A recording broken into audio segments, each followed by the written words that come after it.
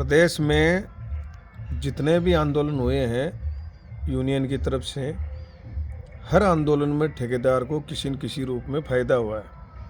15 दिसंबर का जो महाकुंभ था, उस महाकुंभ में प्रत्यक्ष रूप से और अप्रत्यक्ष रूप से बहुत से फायदे हुए हैं। प्रत्यक्ष रूप से हमारी मांग थी कि पॉलिसी रिन्यू हो, ये सबकी मांग थी कॉमन, क्योंकि पीछे से हम बहुत बर्बाद हो चुके थे, तो रिन्यू हो, तो विभाग ने रिन्यू किया।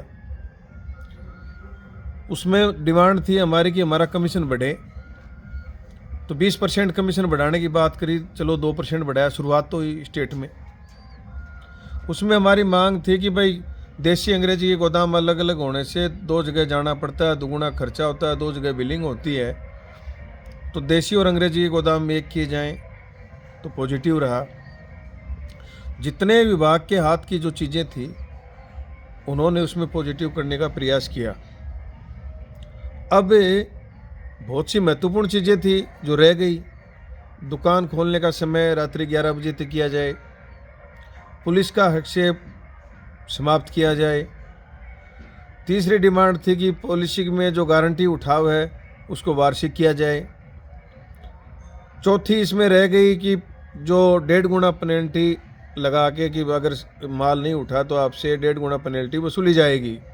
तो इसका मतलब ये हुआ कि ये मद सेम नीति के खिलाफ है, तो इस पॉलिसी में भी उन्होंने 1.5 गुना उसको रख दिया। तो बहुत सी ऐसी डिमांड थी जो हमारी उस पर सरकार ने और विभाग ने 1% भी आंख नहीं खोली। पेनल्टियों के इशू में कि पीछे की जितनी भी पेनल्टियाँ आज तक की, वो सारी समाप्त की जाएं, क्योंकि ये विभाग ने जो जिस तरीके से इसकी जो गारंटियां बढ़ी शराब की और उनका उठाव नहीं हो पाया और फिर अनावश्यक पेनल्टियां थोपी गई, वो सारी कोरोना से लेकर आज तक की वो समाप्त की जाएं। तो ये 4-5 मुद्दे ऐसे थे जो पूरे नहीं हुए। बाकी मुद्दों को विभाग ने टच किया। उसमें भी कुछ चीज़ें अड़ंगे डाल दिए, जैसे रिन्यू तो कर दी लेकिन उसमें क्लस्टर डाल दिया। अब जो नुकसान की दुकानें वो क्लस्टर के साथ जोड़ेंगे, तो जो मुनाफे वाला जो दुकान जिसकी चल रही थी ठीक ठाक, उसके साथ क्लस्टर में जो घाटे की दुकान है वो ऐड हो जाएगी। ऐड होते ही वो भी मर गया। तो हमारी डिमांड थी कि वर्तमान में जो दुकानें चल रही हैं, जिन्होंने बार बार रिन्यूअल करवाई दुकानें, उनकी 10% गारंटी 20% या 30% कम की जाए। और जो अभी फ़िलहाल जो पिछली बार 30% कम में जो दुकानें उठी हैं, उनको वर्तमान में ही जो रेट चल रही है उस पर रिन्यू किया जाए। ये हमारी डिमांड थी। तो कुछ चीज़ों पे विभाग ने उसमें कार्रवाई भी करी। अप्रत्यक्ष रूप से भी बहुत सी चीज़ें, जैसे अपनी चीज़ों पर चर्चा चलनी शुरू हुई, वार्ता शुरू हुई, पूछना शुरू किया, सेमिनार भी हुए, मान सम्मान भी ठेकेदारों का धीरे धीरे बढ़ा। विभाग के अधिकारी भी जो जिस तरीके से ट्यूनिंग होती थी उससे थोड़े सोबर हुए हैं कि यार तालमेल से काम चलेगा। तो आप ये मत मानो किसी चीज़ का फ़ायदा नहीं हुआ, हर चीज़ का उसमें फ़ायदा हुआ है। तो ये चीज़ें पूरी नहीं हुई। इन बातों को लेके 9 फरवरी का कार्यक्रम अपन ने जयपुर में रखा था और उसकी पूरी साइलेंट तरीके से पूरे प्रदेश में उसकी तैयारी चल रही थी। अब स्थिति ऐसी हो गई कि जिस दिन प्रोग्राम तय किया उस दिन किसी को पता नहीं था कि विधानसभा स्थगित कर देंगे। किसी को पता नहीं था कि 10 दिन तक कोई नेता जयपुर में नहीं रहेगा। सबके दिमाग में थी कि संडे के दिन सारे एमएलए रहेंगे, क्योंकि अगले दिन मंडे को विधानसभा चलनी है। लेकिन जब विधानसभा स्थगित हो गई तो जो काम विभाग से होने वाला था वो तो विभाग ने कर दिया। अब जो हमारे जो शेष डिमांड रह गई, ये राजनीतिक दबाव से, राजनीतिक प्रेशर से होने वाली थी।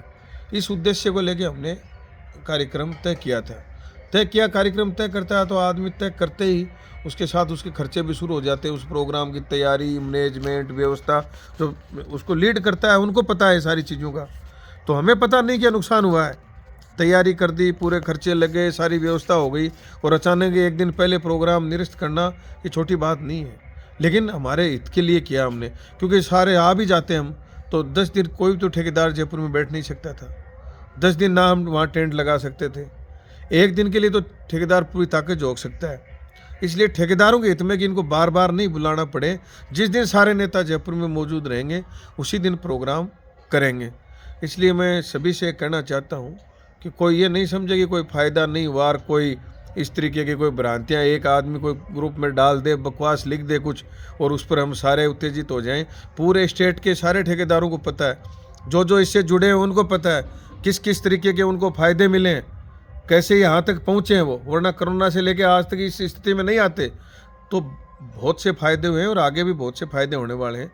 अभी जो प्रोग्राम करेंगे वो स्टेट कमेटी की 1-2 दिन में मीटिंग में चर्चा करके और डिसाइड करेंगे कि, और उसमें एक तारीख तय करेंगे। तारीख पर आप सबसे निवेदन है कि जिस दिन की तारीख तय करें उसमें सारी चीज़ें देखेंगे, ब्याह शादी भी नहीं हो और भी आपकी कोई दिक्कत नहीं हो। तो जिस दिन की तारीख तय करें उसमें जैसे महाकुंभ में आप आए वैसे ताकत लगा देना, एक दिन आके जाना है। ये बीमारियां जो आगे जो बची हुई बीमारियां ये भी ख़त्म करेंगे। ये आपका भाई आपको विश्वास दिलाता है। धन्यवाद।